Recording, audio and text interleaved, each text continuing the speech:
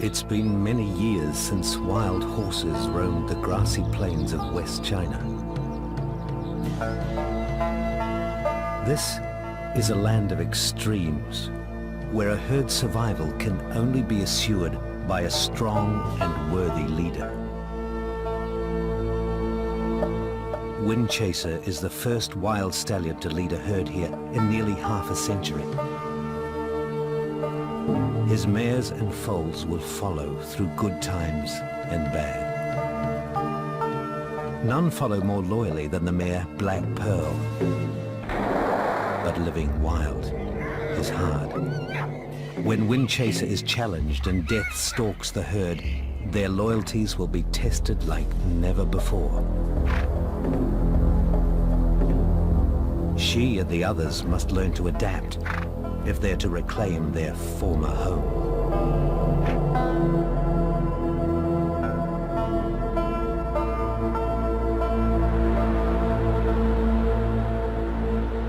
On the road to freedom, a convoy of exiles begins a long and difficult journey home. Rarer than the endangered panda, Przewalski's horses are about to return to the wild. They're headed for the geographic heart of Asia. In West China's Xinjiang lies a vast dry grassland, the Kalamaili Hoofed Animal Reserve. It's been a long time since a herd of Przewalski's horses has run wild here.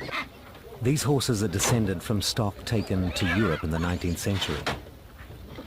Herds have already been reintroduced to neighboring Mongolia, but this will be the first Chinese release.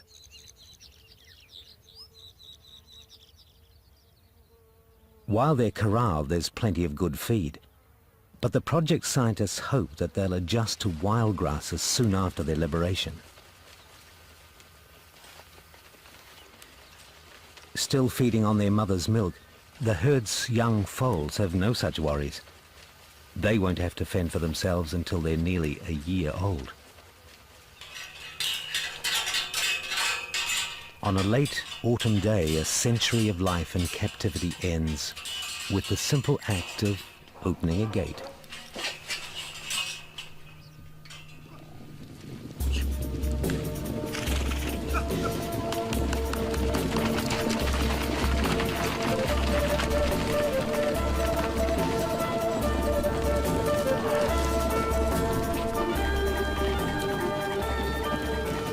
Despite the occasion, there's a cold note of apprehension in the air. Freedom comes at a price. To survive, the horses must endure some severe challenges. Summer drought, winter cold, and predators. Returning here will test the horses' loyalties as well as their instincts. They must adapt to the conditions and work together for their survival, as their ancestors once did. For millions of years, the steppes of Eurasia were home to wild horses. Then around 4000 BC, men began to capture and domesticate them. The wild horse became a forgotten breed until 1879.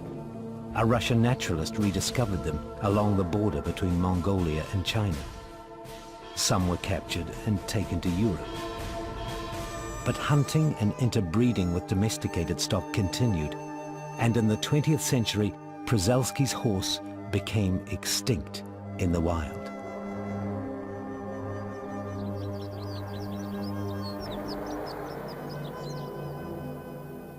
Three months after its release, the herd faces its first winter. In the arid heart of Asia, Kalamaili's winters can last as long as 6 months. But this horse is built to cope. As well as its short, upright mane, Przewalski's horse is distinctive for its small size and dense coat of winter fur. Both are an advantage when it comes to conserving heat.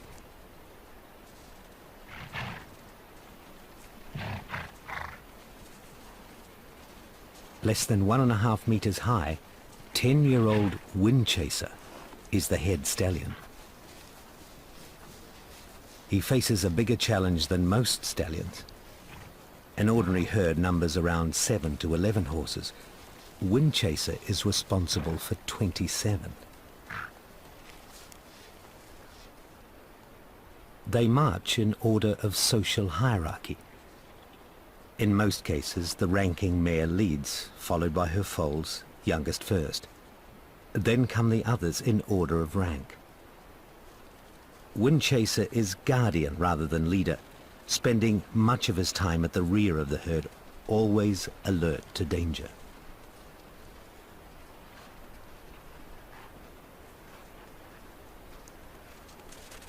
His youngest foal enjoys a special position. Her mother is the lead mare, Cloud. Often it's Cloud who decides which direction they take, where they drink and where they graze. Next in rank is Black Pearl. Just after the herd's release, she became pregnant. Hers will be China's first wild-bred foal in years. Mutual grooming reinforces the social bonds. This helps avoid fights over status, as well as scratching itches you can't reach for yourself.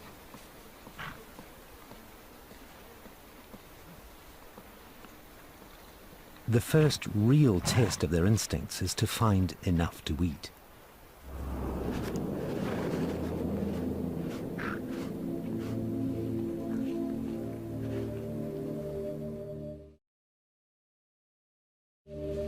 Horses of this size need to find around 3.5 kilos of feed a day.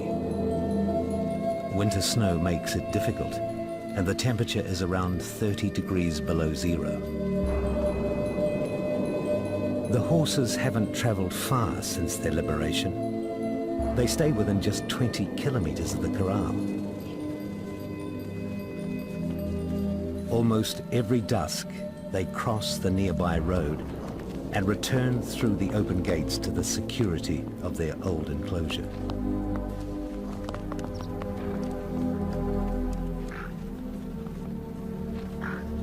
They may not have traveled far, but their condition is deteriorating. They're not feeding well enough, and the poor nutrition is starting to threaten the herd's health and freedom.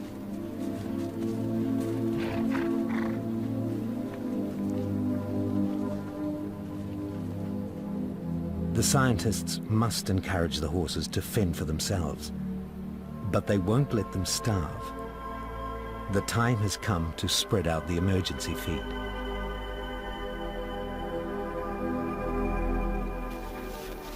Mares like Cloud need the most help. She must have a steady supply of food to nourish her foal as well as herself.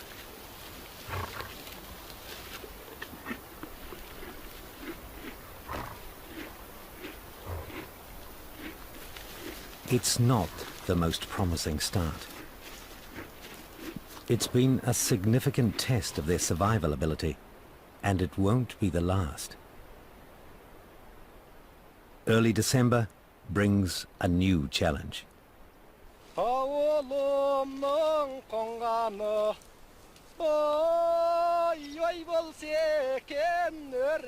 As heavy snow in the nearby Altai Mountains makes grazing impossible, Kazakh herders start to arrive.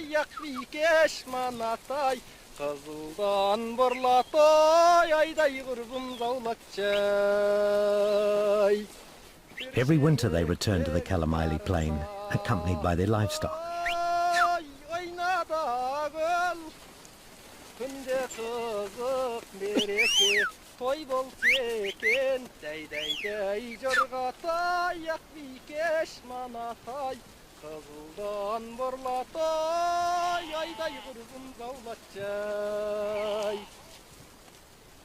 It's a disturbing surprise for the herd. The nomads themselves pose little threat, but something they bring with them does. Domesticated horses. For the last century, they have been the masters of this place. They could actually be descendants of Przewalski's horses, but man has made them different.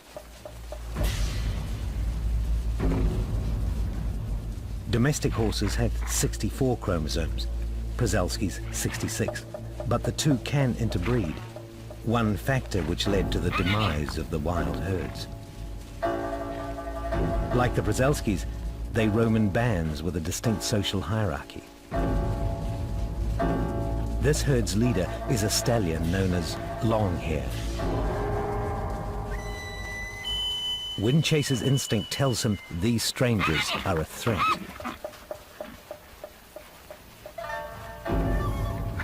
Longhair's attention, however, is focused on the mares.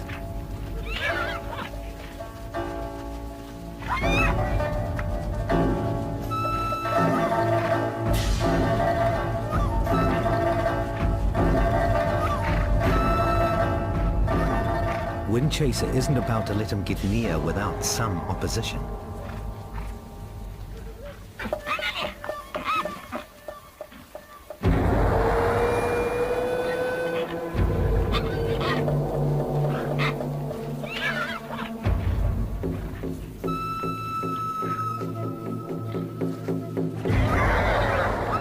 But when Black Pearl tries to assist, he sees her off.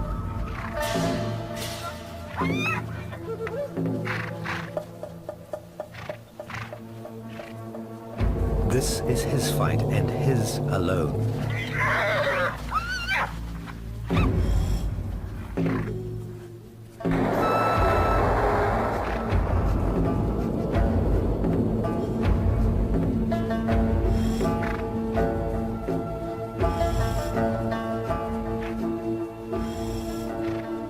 They've withstood this new challenge, but the presence of another herd has awoken ancient instincts. To leave the security of the releasing station, to fend for themselves and to claim their own home range.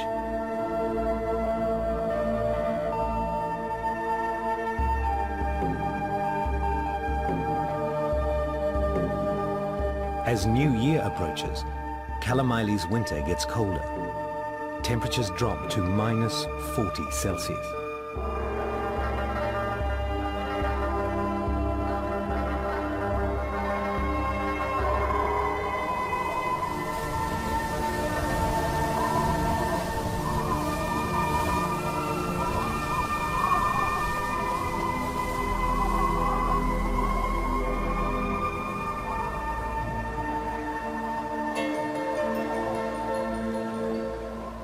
The horses are nowhere to be seen. It's been over a week since they left the vicinity of the releasing station, and the scientists are beginning to worry.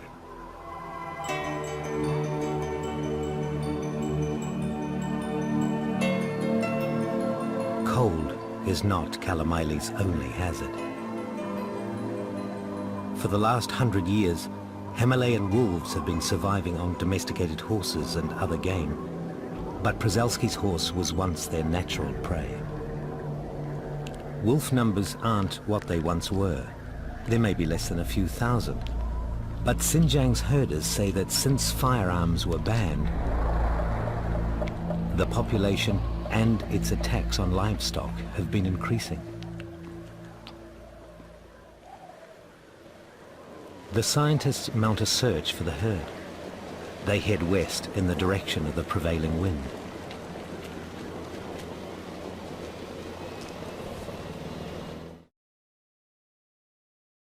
During winter, the lower snowfall in the west of the reserve means easier grazing. This attracts other hoofed animals like goitered gazelles.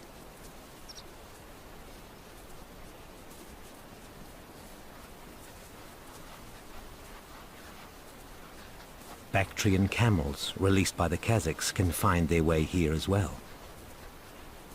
Like the horses, countless hordes of these camels once roamed free in Central Asia. But truly wild Bactrians are now extremely rare.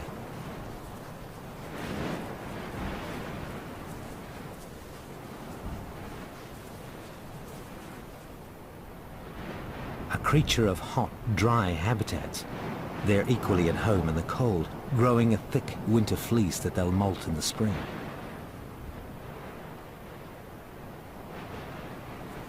They and the gazelles are finding enough to eat. If the horse's survival instinct is working, it should lead them here too.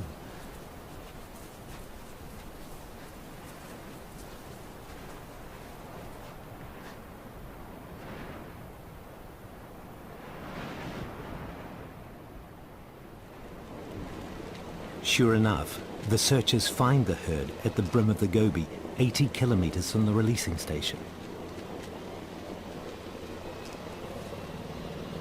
Windchaser and the pregnant Black Pearl are together, cold and exhausted.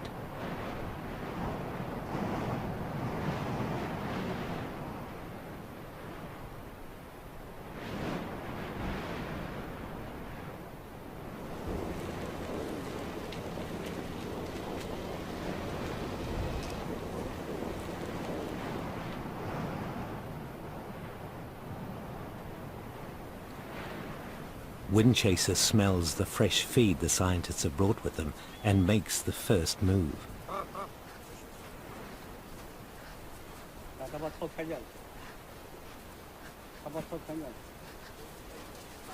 It doesn't take long for the herd to follow his lead.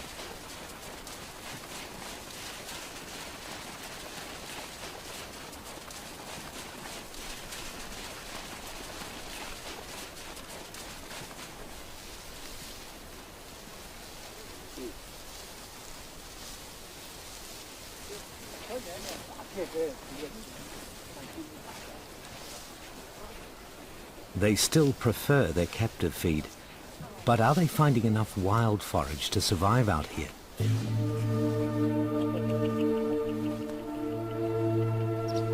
Some obviously aren't. They're also suffering frostbite, but that's not the worst news. Lead mare Cloud and her foal are missing.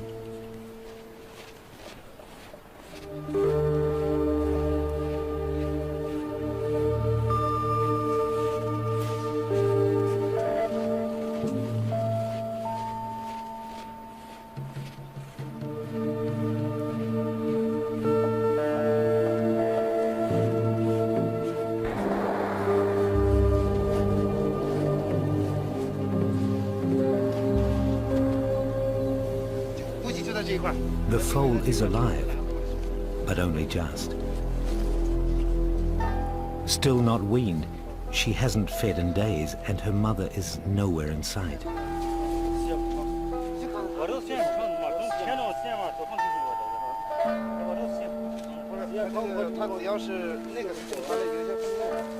She is dying.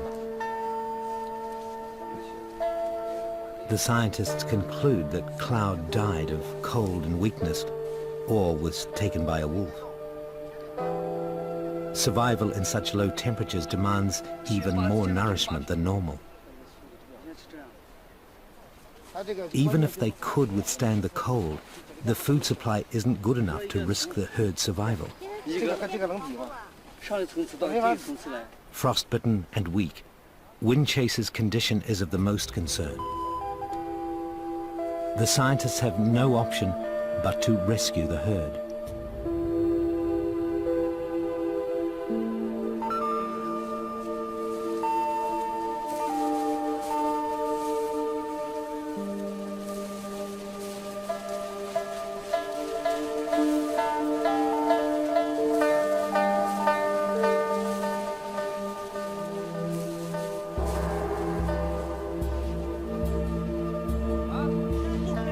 With Cloud gone, Black Pearl is head mare and leads the herd home.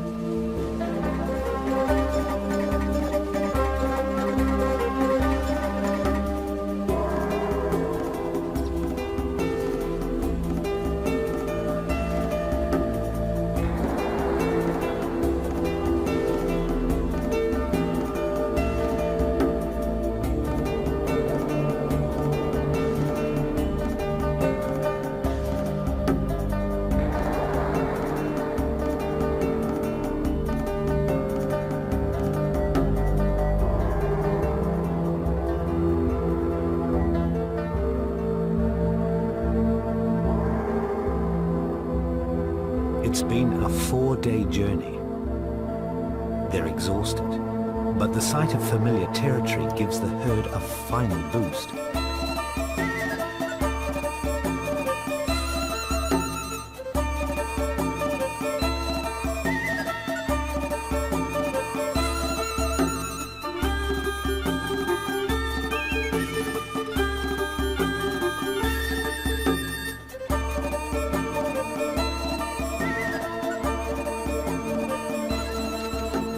Not only are they tired and hungry, they're also thirsty. Horses this size need from 6 to 16 litres of water a day. The freezing conditions mean there's been little to drink. The horses need a lot of care.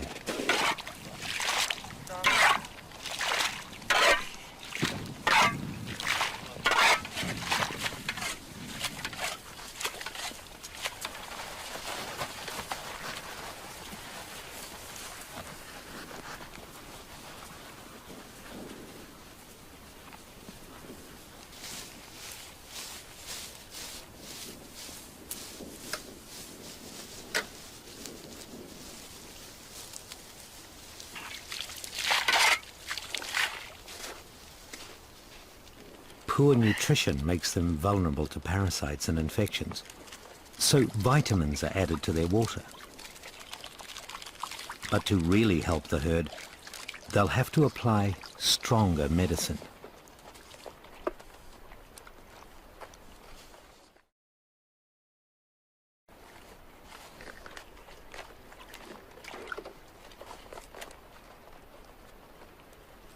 No one doubts Windchaser's strength of heart, but it's unlikely that he'll recover enough to lead the herd as well as a younger stallion.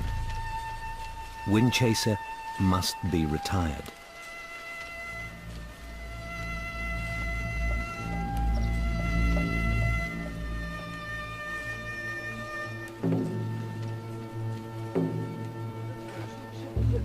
Two new stallions are waiting at the Kalamaile breeding station.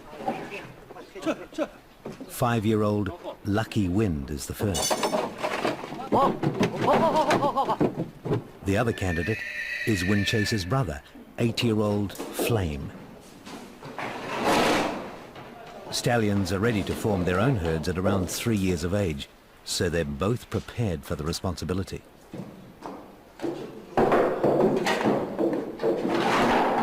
It's a 200-kilometre journey to the releasing station.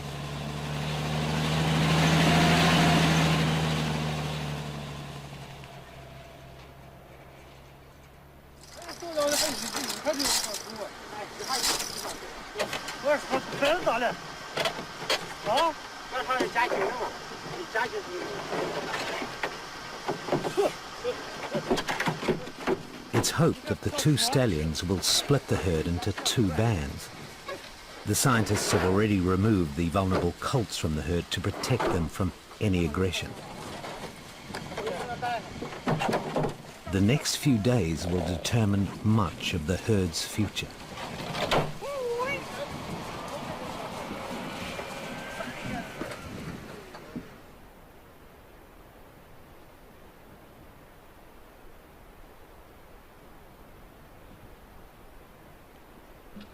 Windchaser is now the role model for the young bachelor herd.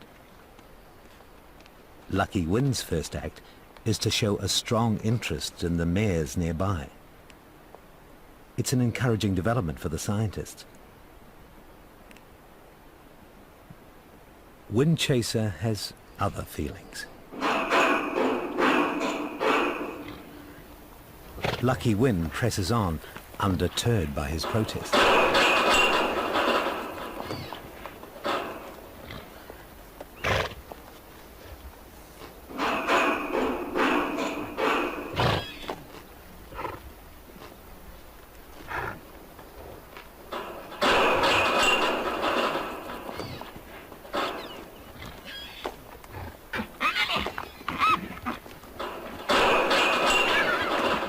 Stuck behind bars, there's little Windchaser can do about this turn of events.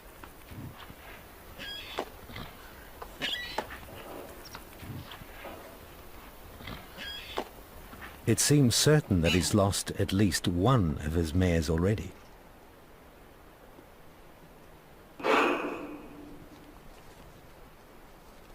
Meanwhile, Lucky Wind's travelling companion, Flame, has sought out the others. Flame is not the lover Lucky Wind is. He's a warrior, covered in scars from past battles. He knows that to win the herd, he must gain Black Pearl's approval. Mares can be fiercely loyal to their stallion and may refuse to accept a new one for some time.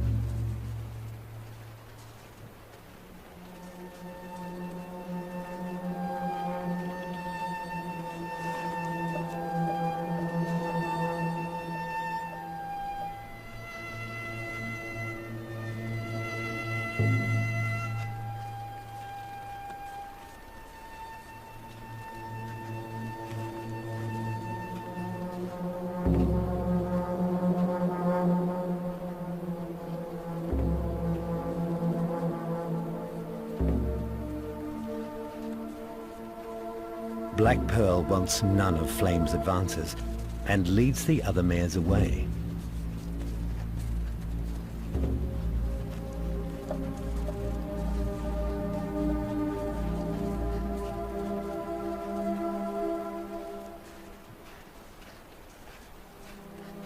For now, the mares are true to Windchaser. And aloof from the other bachelors, he keeps an eye on them.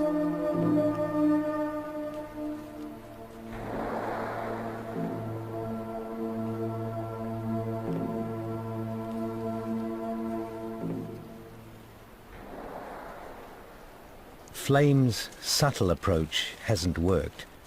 It's time for a show of strength.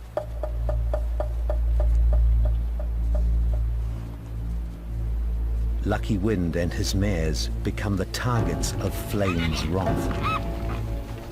Battles for mares may take days or even weeks, and mature stallions can inflict serious injuries on each other.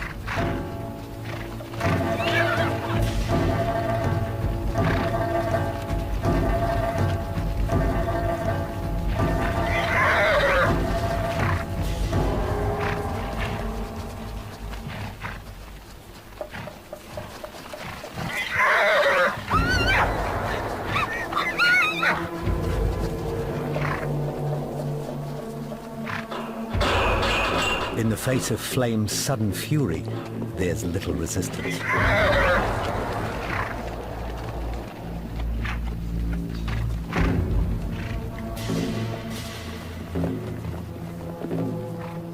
Ever the lover, Lucky Wind isn't about to continue a dangerous fight. Flame's tactic may have intimidated the others. But Black Pearl isn't impressed. She still carries Windchaser's foal and remains his mare. This puts her in a difficult position. She is the lead mare, but to a stallion she will not submit to. Windchaser may enjoy her loyalty, but he's too weak to challenge his brother. And Lucky Wind seems to have little option but to join him in the bachelor band. Flame can now concentrate on the mares. Windchaser and Lucky Wind will eventually decide who will lead the bachelor band. It's normal for males to join such bands after being ejected from the herd. Lucky Wind's day may come again. He has plenty of good years ahead.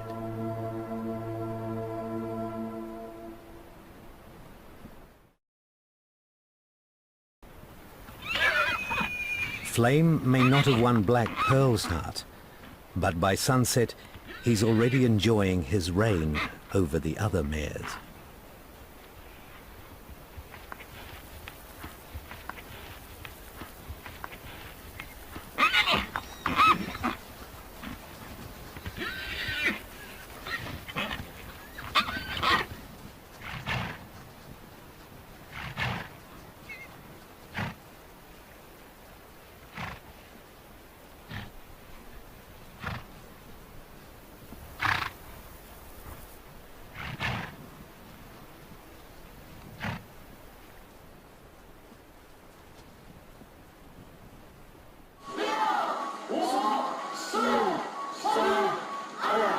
It's Chinese New Year, and the scientists look forward to a change in the herd's fortunes. February marks the beginning of the Year of the Horse.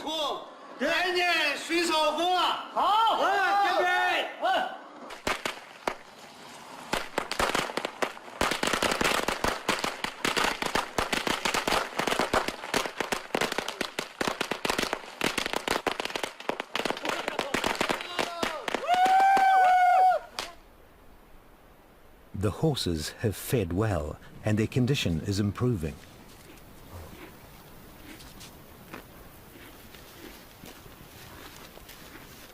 Black Pearl's pregnancy is progressing, but there's still a long way to go before she gives birth in the summer. She's still lead mare, but her estrangement from Flame disturbs the harmony of the herd. The other mares are now under the new stallion's dominion, yet she maintains her independence. She has little choice. Still pregnant to Windchaser, her ties to the old leader remain strong.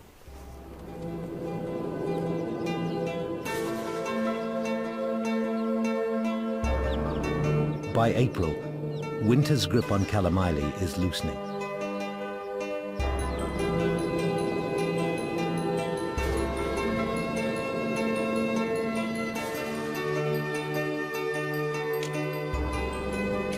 Staff work on the water supply in preparation for the dry months ahead.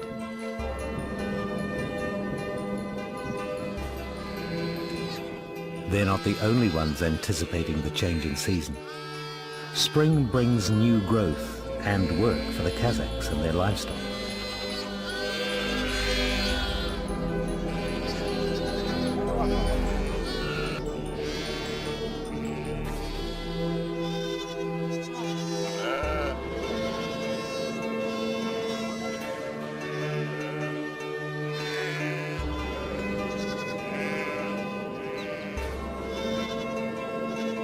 Out on the edge of the Gobi, small bands of wild Bactrian camels are migrating to the northern end of their range. There are just a few hundred truly wild camels left.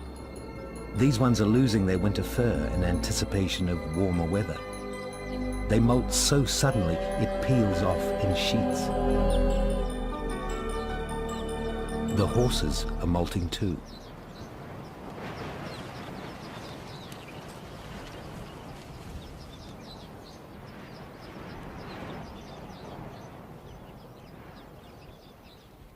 The brief spring will soon turn to a baking dry summer. But in the wild, nothing is predictable. Winter hurls one last storm at Kalamaili.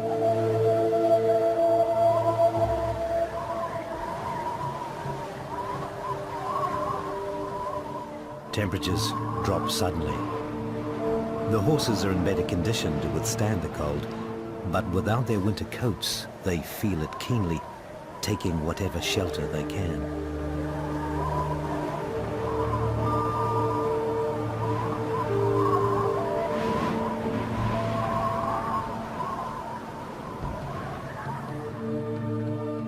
In its wake, nature leaves a harsh reminder of its cruelty. Another of the precious foals is dead. With the improving weather, the time has come for the Kazakhs to return to their summer pasture in the mountains.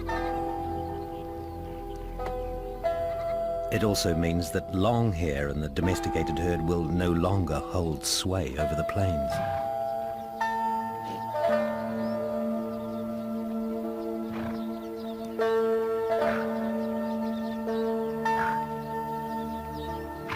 But as long as they return to Kalamaili, they will remain a threat to the purity of the wild herd. One day, they and the Kazakhs may have to be settled, so the wild horses can truly reclaim their former lands.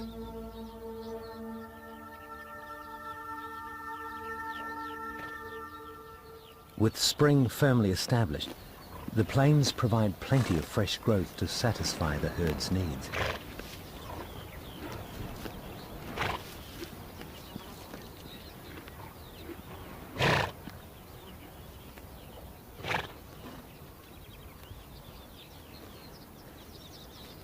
Approaching maturity, young colts are beginning to take an interest in the mares, sniffing their urine to test their fertility.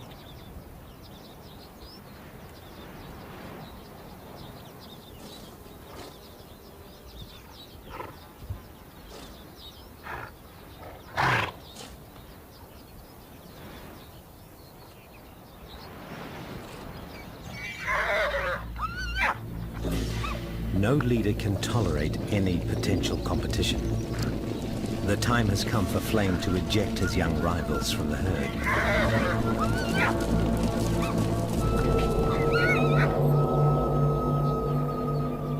There's a place for them with the bachelor band. They're separated from the herd by a fence. With the gates open, it's a psychological barrier more than anything.